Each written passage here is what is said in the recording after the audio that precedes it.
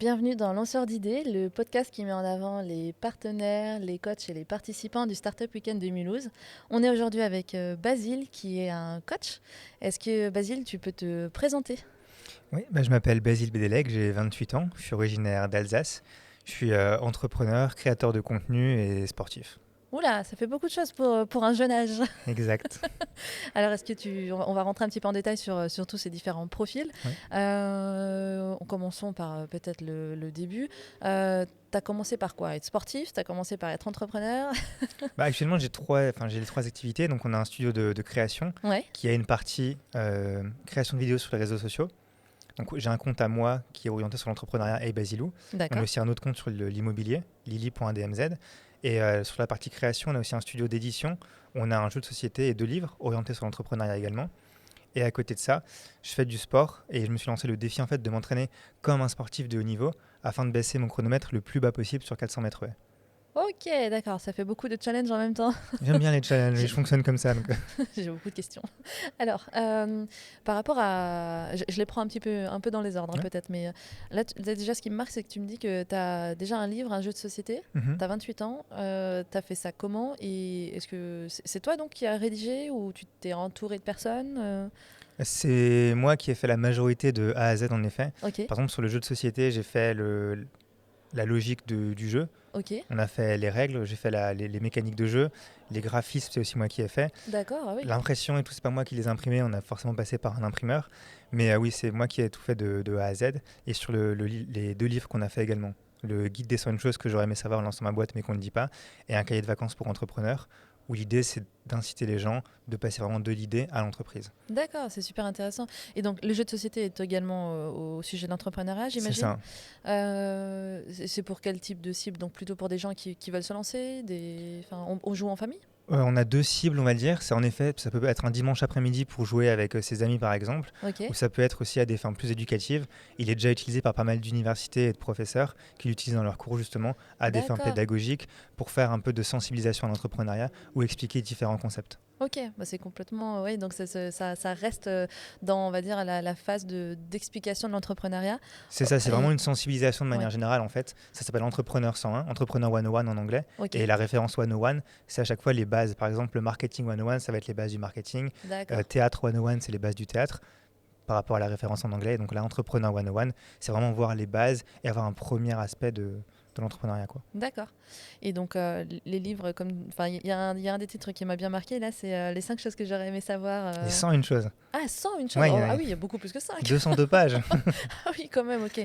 Mais comment tu as pu, déjà à 28 ans, écrire ce type de contenu? J'imagine que tout le monde peut te poser cette question.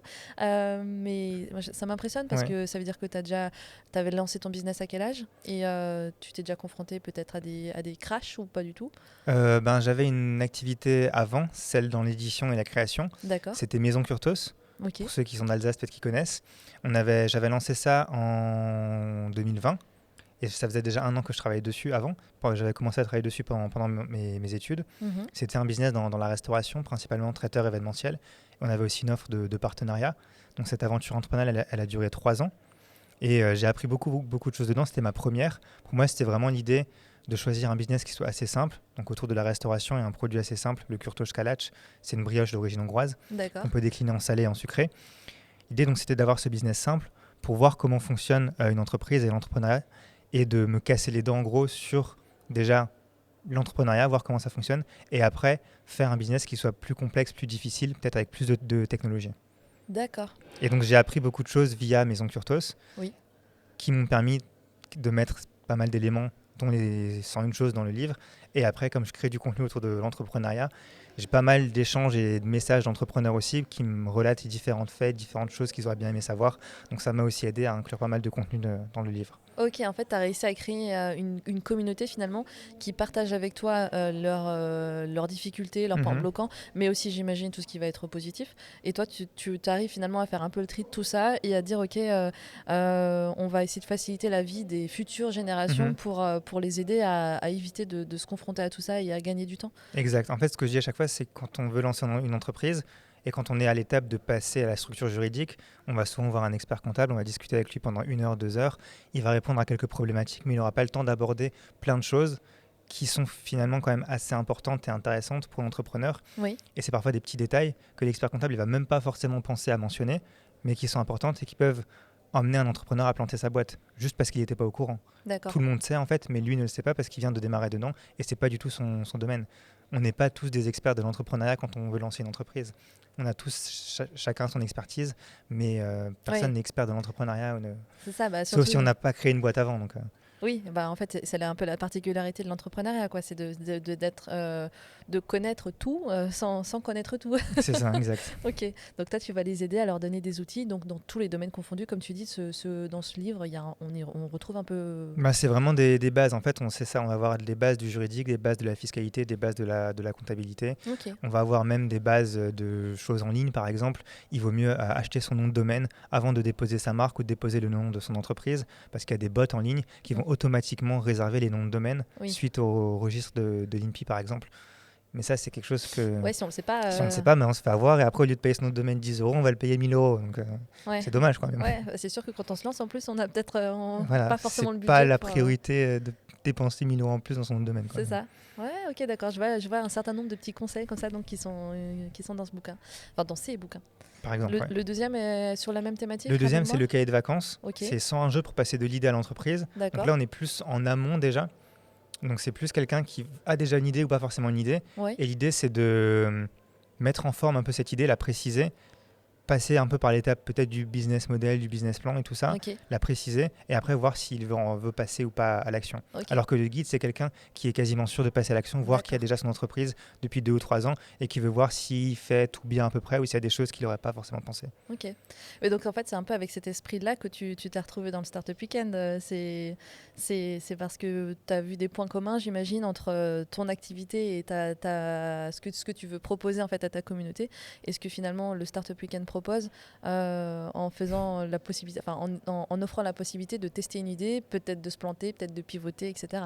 Ça pourrait être ça, mais pas du tout en vrai. Ok. En vrai, c'est le principe du give back que je reprends des États-Unis. D'accord. Moi, quand j'étais étudiant et même pendant mon parcours entrepreneurial, j'ai bénéficié de pas mal d'aides et d'accompagnement et d'événements comme ça. Ok. Et donc, je me suis dit, pourquoi pas, une fois de temps en temps, donner aussi du temps à un événement. Ah. Donc, c'est Ok. tout simplement ça. Il n'y a pas d'autre explication. Ah voilà, j'aurais pas dû partir d'un postulat en fait. Pas de souci.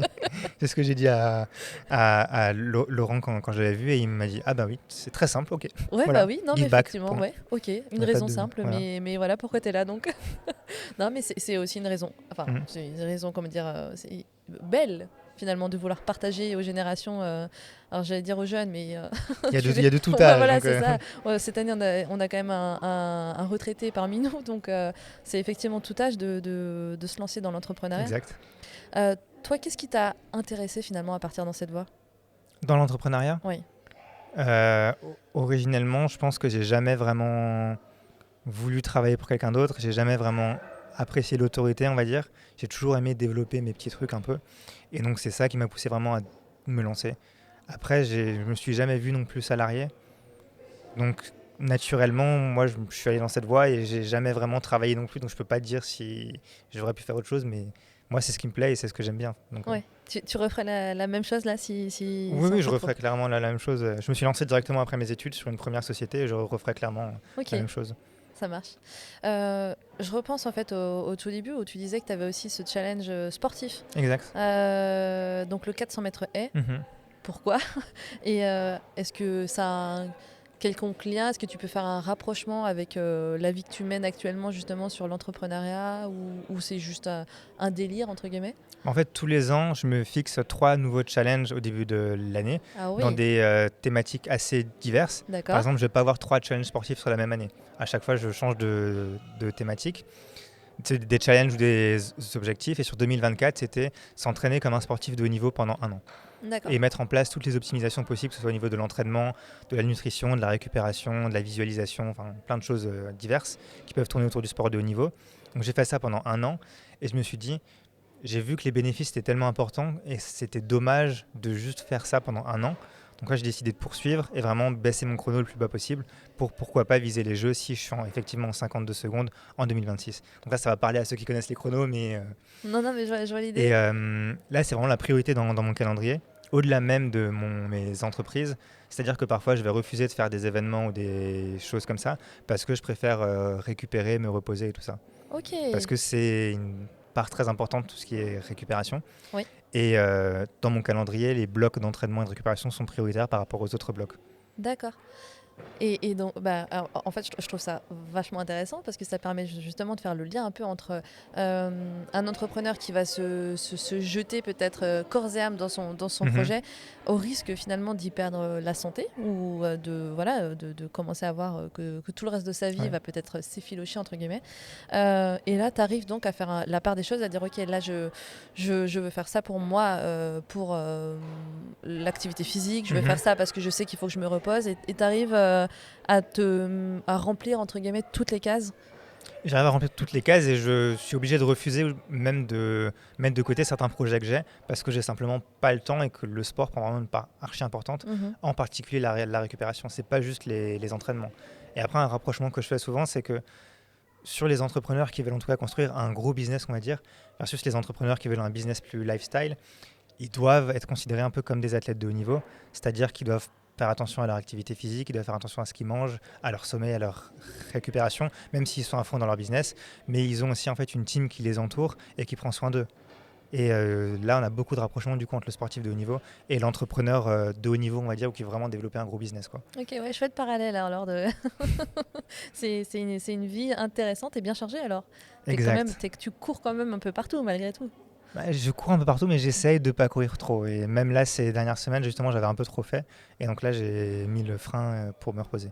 T'as prévu des vacances Non, non, c'est même pas des vacances, c'est juste faire moins de choses et Ok, ok. éviter de Ouais, certaines te activités, quoi. concentrer nouveau un peu sur toi peut-être. Sur me reposer, Ouais. c'est... Oui, Ouais, voilà, enfin oui. ouais. C'est difficile à dire, mais juste, ouais. Oui, enfin oui, non, mais ça fait partie, comme tu dis, Mhm. de. En La fait, récupération, c'est clé, donc c'est... et puis, tu as raison, on vit peut-être dans un monde qui va de plus en plus vite, Mhm. tout s'accélère, etc., à tous les niveaux. Donc, comme tu dis, réussir ne serait-ce qu'à se reposer, ça devient même presque de temps en temps vulgaire de dire à quelqu'un, non, mais là, je vais juste me reposer. Mhm. Alors que oui, on n'est pas fait pour courir partout. Il y a un Ouais. moment. Et le corps a besoin de récupérer. Au bout d'un moment, on a son âge normal, on a son âge biologique. Et si on pousse trop, ben, son âge biologique il va dépasser son âge normal et on risque de se retrouver à 40 ans ou 50 ans avec un corps de 70-80 ans. Et... Ouh, je veux pas savoir quel est mon âge biologique. Euh, Là, donc, on voit que tu as différents projets. Alors, tu nous as expliqué comment tu as basculé en tant que coach. Ouais. Est-ce que maintenant, tu peux nous expliquer déjà ton premier ressenti finalement, parce que c'est la première fois que tu es coach dans le Startup Weekend de Exact. Mulhouse. Comment ça se passe pour toi et qu'est-ce que tu observes? Je viens d'arriver, ça fait seulement 2 heures que je fais du coaching. Donc j'ai vu 3-4 équipes. Mais non, ça se passe bien, les projets sont intéressants. Et c'est ce que j'aime bien, c'est voir les différentes dynamiques d'équipe et aussi voir, parce que nous, du coup, on a un point de vue extérieur et on a une vision plus globale et plus d'ensemble versus eux qui sont vraiment à fond dans leur projet. Et de voir du coup cette importance de prendre du recul, même si sur un Startup Weekend, c'est pas forcément évident pour les équipes parce qu'elles ont un temps limité de 54 heures. Mais c'est cet aspect de prise de recul en fait, qui est important pour un entrepreneur de manière générale sur son projet, que ce soit à court terme, ou qu'il soit en sprint ou qu'il soit sur quelque chose de plus long terme. Mais ouais, c'est cette prise de recul. Et deuxièmement, c'est voir en fait toutes les étapes par lesquelles il passe et qui sont finalement quand même les étapes clés du lancement d'un nouveau concept, d'un nouveau projet et tout ça. Mhm. Et c'est aussi de voir parfois que nous on le voit, mais on ne peut pas forcément leur dire qu'il y a des projets, ils sont beaux, c'est des bonnes idées, mais derrière ça va probablement pas marcher en fait, c'est quasiment certain. Et ça c'est un peu frustrant aussi de voir ça. Et justement, est-ce que tu penses que par ton coaching, tu peux réussir à faire en sorte que leurs projets deviennent viables? euh, Certains, pas forcément tous. bah, Mais... oui et non, parce qu'en fait il y a quand même la réalité du terrain derrière, et là ils sont sur un week-end. Et après, quand on va voir la réalité du terrain, par exemple, certains qui veulent développer une usine ou vraiment une start-up industrielle, c'est des investissements qui sont en millions d'euros, et si derrière ils n'ont pas l'envie, où ils n'ont pas les bonnes ressources, où ils ne sont pas bien Oui. entourés, c'est impossible. Oui. Mais ça, c'est impossible à désamorcer pendant un Startup Weekend. Oui, ouais, là effectivement, pour de telles ambitions, ça va pas être le Startup Weekend qui va réussir Voilà, c'est ça. à tout mettre à plat. Oui, oui, oui, ça c'est, on va pas on va pas se mentir, c'est évident. Mm. Après là, effectivement, est-ce que tu as vu déjà peut-être, je sais même pas hein, là où on en est dans les équipes, Ouais. est-ce que certaines ont déjà commencé un peu à pivoter en se rendant compte justement que le marché n'était pas adapté ou je sais pas si tu Il y a si tu pas as vu de, ça. j'ai pas vu de gros pivots. Comme je dis, moi, je viens d'arriver il y a 2 heures, donc Ouais. j'avais même pas les idées hier soir. D'accord. J'ai pas vu de gros pivots. Il y en a qui précisent un peu, mais j'appellerai pas vraiment ça un pivot. C'est juste qu'ils recentrent un peu, peut-être un autre persona ou autre, mais il n'y a pas de gros pivot en mode changement totalement de produit ou adaptation vraiment d'un produit à une autre cible. Ok. Et si je te dis que hier soir, donc justement comme tu n'étais pas là, hier soir il y avait plus de 80 participants et qu'on a eu plus de 30 pitch. Pitcher. Ouais. Est-ce que tu trouves ça beaucoup, pas beaucoup enfin, ça te fait quoi comme effet? Bah, ça fait un tiers à peu près. Oui. Je trouve que ça va, c'est bien, c'est normal. Je suis content que les gens aient des idées et aient envie de présenter des projets et tout ça, donc c'est intéressant. Ok, ouais, je voulais Après, te poser... Pardon. C'est pas mal aussi qu'il y ait des gens qui aient osé monter sur scène, quoi. Ouais. Ça, c'est un aspect important. On le voit aux États-Unis, les gens, il y aurait peut-être eu 80 personnes qui seraient montées sur scène, quoi. Ok. Mais en France, c'est peut-être moins le cas, mais du coup, c'est intéressant de voir cette dynamique aussi arriver ici, quoi. Ouais, justement. Bah, en fait, je voulais te poser cette question parce que, alors moi, à titre personnel, ça m'a effectivement impressionné de voir autant de pitchers cette année parce que c'est vrai que peut-être les autres années, on en avait un peu moins, des gens qui ont osé finalement le tenter dès le vendredi soir. Et je trouvais ça impressionnant de voir tous ces gens se mettre directement. À peine on avait posé la question de qui veut pitcher, tout le monde s'était levé, enfin tout le monde, quand même un tiers de la salle, ce qui fait beaucoup de monde. Et il y a eu un effet waouh personnellement. Ouais. Donc, Mais est-ce que c'est lié d'une part ou pas à qui va être mon associé? Je ne sais pas. Ouais, peut-être effectivement de voir. Parce que je pense que ça a beaucoup démocratisé ouais. au fait l'entrepreneuriat certes, mais aussi le fait de pitcher et tout ça. Donc, ce qui était quelque chose qui n'était pas visible du grand public forcément avant non plus. Oui, c'est vrai. Et puis peut-être aussi, donc, comme tu dis, ce côté juste le challenge du pitch pour voir si on arrive à le faire devant du monde. Et... Ah oui, c'est en effet, c'est peut-être l'effet de l'émission. Ouais. Bah, tant mieux pour nous. Oui, non, tant mieux, c'est clair. Hein. Tant mieux pour l'entrepreneuriat aussi. Je vais reprendre sur ta vie. Parce que là, on a vu que tu faisais justement avant beaucoup de choses. Si maintenant, on te disait que tu devais recommencer à zéro et en faire plus qu'une, est-ce que ce serait une des choses que tu fais actuellement, une autre? Comment tu ferais? Si je devais recommencer, je pense que je ferais probablement une école ou un diplôme plus technique. D'accord. Probablement orienté plus autour de l'espace ou un truc d'ingénierie. D'accord. Pour vraiment aller vers la conquête spatiale. D'accord. Parce que moi, mon but à un moment, j'aimerais bien vivre sur une autre planète ou vivre quelque part dans l'espace, quoi. Ok, tu veux devenir le Elon Musk français, mais peut-être moins fou, rassure-moi. Non, pas forcément sur cet aspect-là. Parce que comme dit, j'ai pas les connaissances ingénieriales, mais j'aimerais bien vivre en tout cas. Si demain tu me dis, on a une possibilité d'aller vivre dans l'espace, mais peut-être de jamais revenir, j'y vais, je signe. Ok, ah ouais. Ouais. Ok, mais ils avaient pas. En plus, ils ont parlé d'un projet, je crois, comme ça, de pouvoir. Ouais, mais j'ai regardé pour postuler, j'avais pas les bonnes, je cochais pas les bonnes cases. Ah bon, peut-être à venir. Notamment en termes de connaissances techniques justement. Ah d'accord, ok. Ouais, j'avais même pas regardé, hein, je t'avoue, j'en ai entendu Connaissances parler. techniques ou biologiques en général, parce qu'il faut aussi réussir à croître des plantes ou des choses comme ça sur les nouveaux espaces. Ouais. Donc, ok, alors moi, ma seule référence, ça va être Seul sur Mars. C'est pas mal déjà. Oui. Et on voit bien dans le film que ça n'a pas l'air facile de planter des patates. Justement. Donc ok, ouais, mais alors après peut-être effectivement à venir, ça va tellement vite maintenant que qui sait, peut-être que dans 10 ans tu auras cette occasion. Peut-être. Si tu pouvais changer une chose dans le monde du travail, ce serait quoi? Changer une chose dans le monde du travail, je ne connais pas le monde du travail, j'ai jamais été employé. Alors ça peut être le monde de l'entrepreneuriat. Ok. Parce que là, tu as des collaborateurs avec toi, tu travailles, tu t'es entouré d'un certain nombre de personnes, je pense, pour mettre tous ces projets en route. Moi, je dirais moins de règles. Moins de règles et de normes. Ok. Dans le monde du travail aussi. Simplifier les choses, en fait. Ouais. Ouais. Ouais, c'est vrai qu'en fait, ça me fait tilt parce qu'on entend tout le temps simplification à tous les niveaux. Et c'est vrai que j'ai l'impression qu'on met de plus en plus de paperasse. Mais vraiment simplifier, genre tu supprimes tout et tu recommences à la limite de zéro. C'est plus simple que d'essayer de simplifier des choses et de rajouter en fait des choses parce que tu as essayé de simplifier. Ah, ça serait un sacré. T'imagines? Il faut l'oser. Après, ça serait Oui, oui. super. Mais c'est vrai que oser dire ok, on efface tout.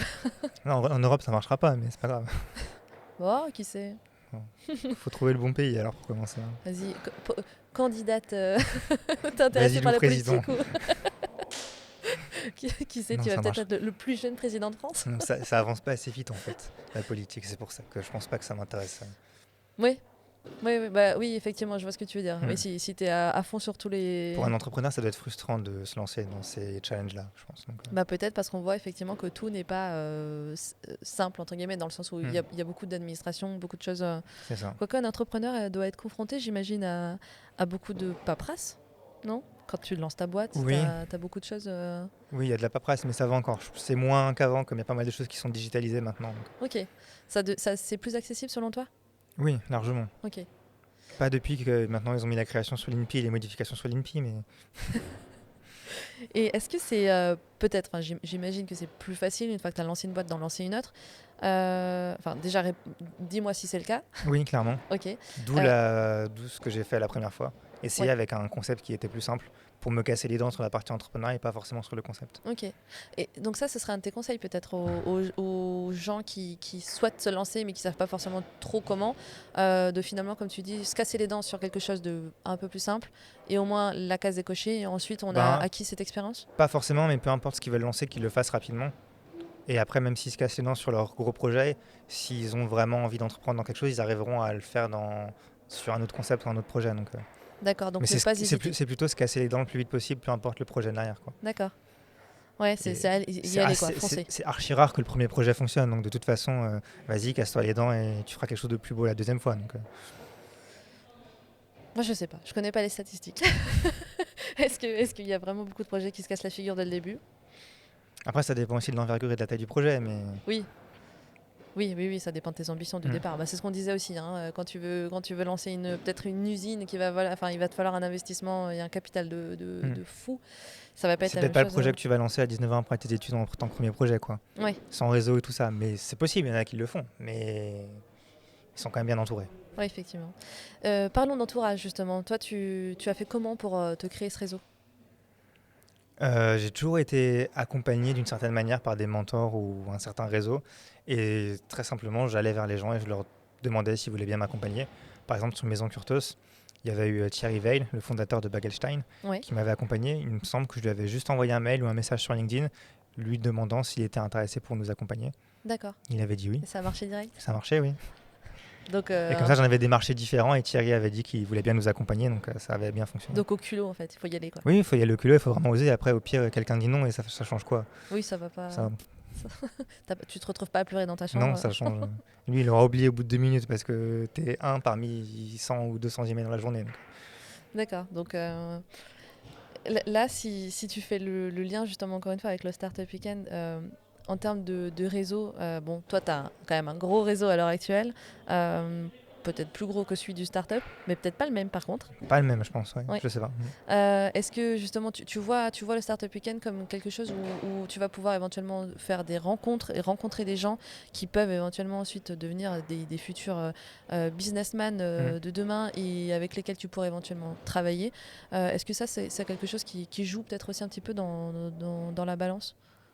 Pas forcément de cette manière-là, même si ça peut être un point de vue qui est intéressant, en plus décalé, on va dire. Mais c'est que par rapport à la création de contenu et l'influence, entre guillemets, que j'ai sur les réseaux sociaux, c'est que j'ai une certaine notoriété au niveau national, mais je ne suis pas forcément connu au niveau local. Peu de personnes savent que je suis originaire d'Alsace, ce qui est bien aussi parce que ça me permet de vivre tranquillement sans être harcelé toutes les 2 minutes. Et du coup, c'est aussi créer peut-être un mini réseau, en tout cas au niveau local, même si j'entends pas forcément rester en Alsace à long terme. Mais ouais, c'est justement essayer de voir ce qui se passe au niveau entrepreneurial du côté de Mulhouse, quoi. D'accord. Et c'est une des raisons principales. Et après, bien sûr, s'il y a des super rencontres et peut-être des opportunités business, soit sur la création d'entreprises ou autre, à plus long terme avec des gens que j'ai rencontrés ici, ce serait génial. Ouais. C'est vrai que, tu vois, j'avais même pas tilté, mais donc t'es plus connu au niveau national que local. Oui. T'as une explication à ça? C'est parce que tu t'es parti tout de suite dans les grandes villes ou pas du tout? Non, c'est juste que c'est parti. Il y a plus de gens à Paris et à Lyon. Donc statistiquement, il y a plus de chances que je rencontre quelqu'un dans la rue à Paris ou à Lyon qu'à Mulhouse. Et parce qu'il y a plus d'entrepreneurs aussi proportionnellement, je pense, dans ces grandes villes qu'à Mulhouse. Et après aussi, ça dépend du type d'événement. Si je vais sur le salon du BTP, forcément, je vais trouver personne. Mais si je vais sur un salon d'entrepreneuriat ou de la franchise, je suis sûr qu'il y a des gens qui vont me reconnaître. D'accord. Ouais, et maintenant, tu vas être connu Maintenant, je vais être connu à Mulhouse, merde. Je vais devoir changer de ville assez rapidement. Tu sais quoi, on va faire des affiches, on va afficher ta tête partout, là. On va mettre ton nom. Comme ça, tous les Mulhousiens seront au courant de qui tu es. Voilà. Après, il y a quelques influenceurs ou créateurs de contenu à Mulhouse, mais ils sont assez bien cachés en général. Oui, Tout le monde ne les connaît pas ou ne savent pas qu'ils sont sur Mulhouse. Donc, c'est vrai, c'est vrai. Non, mais alors, oui, très, très honnêtement, même nous, on n'avait pas forcément tilté à l'origine que tu étais mulhousien, quoi. Enfin, on avait réalisé que tu étais d'Alsace, mais ouais. c'est vrai que, comme quoi, ça veut dire que même, finalement, une ville... c'est vrai que Mulhouse, on a encore peut-être un peu cette image de ville industrielle, qui était il y a pas si longtemps que ça. Hein. Mais comment ça a basculé, on le voit d'ailleurs, on a de plus en plus de participants au Startup Weekend. Et, donc, et puis, on voit que les réseaux commencent à prendre. Il y a toute une communauté de jeunes entrepreneurs. Et je me dis que il y a peut-être quand même une bascule, même dans ces ville qui était un peu secondaire avant en termes d'entrepreneuriat. J'ai l'impression que ça prend un peu le dessus. Je sais pas si tu partages. C'est possible. Après, je pense qu'à un moment, il faut vraiment qu'il y ait un gros truc qui se développe, en ce soit un gros projet ou une grosse startup qui reste basé à Mulhouse et qui mette ses équipes à Mulhouse et qui soit vraiment connu nationalement et internationalement pour que ça fonctionne. Ouais, tant qu'il n'y aura pas ça, tant qu'il n'y aura pas ce flagship, en fait, ça ne pourra pas marcher ou ça ne pourra pas vraiment développer un gros truc. Ou ça prendra 20 ou 30 ans et c'est trop long en termes de développement. Quoi, mais... D'accord, donc on va attacher les équipes ici. C'est ça, après je ne sais même pas si ça marche en pratique. Hein. S'il y a vraiment un gros truc qui se développe, est-ce qu'ils ne vont pas aller plutôt directement aux États-Unis où ils ont peut-être plus de clients? Est-ce qu'ils ne vont pas aller sur Paris pour se rapprocher de leur réseau ou de leurs investisseurs ou autre? J'en sais rien du tout, mais c'est compliqué de dire qu'on va rester dans sa ville d'origine et tout ça. Oui, ça dépendra certainement de l'équipe tout simplement et de ses ambitions, ouais. C'est sûr. Est-ce que tu préfères rester dans ta ville natale ou est-ce que tu préfères t'échapper pour peut-être une évolution plus rapide? Après, on a la localisation des équipes et la localisation du siège social aussi en théorie. Comment est-ce que tu dis qu'une équipe, est-ce que tu comptes la présence des équipes? Est-ce que tu comptes la présence du siège social? Est-ce que tu comptes qu'est-ce qui compte vraiment le plus dans la localisation d'une start-up? Je ne sais pas. Je ne sais pas non plus. Comme ça, je dirais le siège social. Après, oui, certainement, le siège social. Surtout qu'en start-up, la plupart peuvent être en remote, donc c'est pas... Après ouais, dans tous les cas, j'ai envie de dire, nous, notre ambition au Startup Weekend, c'est... Je veux dire, peu importe où ils vont se développer, tant qu'ils se développent, tant que les gens font ce qu'ils veulent. Tant qu'ils se développent, tant qu'ils font des choses qui apportent de la valeur quelque part dans le monde, en France, à Mulhouse, tant mieux, quoi. Ouais, c'est exactement ça. Ouais. On en revient à ce que tu disais, quoi. Allez, go, lancez-vous. Oui. D'ailleurs, si tu avais, pour conclure le sujet, si tu avais un conseil à donner à des entrepreneurs, ce serait quoi? Alors, je sais que tu as écrit suffisamment de matière là-dessus, mais un seul. Je sens une chose. Mais ouais, un seul, c'est... même c'est pas seulement valable pour les entrepreneurs, mais de manière générale, si tu as une idée, si tu as envie de faire passer un message, si tu as envie de présenter ton concept, si tu as envie de faire quelque chose, peu importe ce que c'est, je dirais fais-le. Parce que si demain, tu es dans ta tombe par exemple, et que tu risques d'avoir des regrets de ne pas l'avoir fait, est-ce qu'il vaut mieux vivre une vie de regrets ou est-ce qu'il vaut mieux vivre une vie qui est faite de succès et d'échecs? Moi, je préfère vivre une vie qui est faite de succès et d'échecs plutôt qu'une vie de regrets. Donc, vraiment, si tu as une hésitation, fais-le, tout simplement. Ok, ouais, en cas de doute, pas de doute. Ouais, aussi. Ok, merci beaucoup Basile d'avoir pris le temps de répondre à nos questions. Et encore une fois, bienvenue donc, dans l'équipe des coachs. Avec plaisir. J'espère qu'il y aura un super projet qui va devenir une licorne, la première licorne mulhousienne. On verra dimanche. On verra dimanche. Tu seras avec nous encore? Ouais, je serai là toute la journée dimanche. Ok, ça marche. Et écoute, la suite au prochain épisode alors. Merci beaucoup. À bientôt.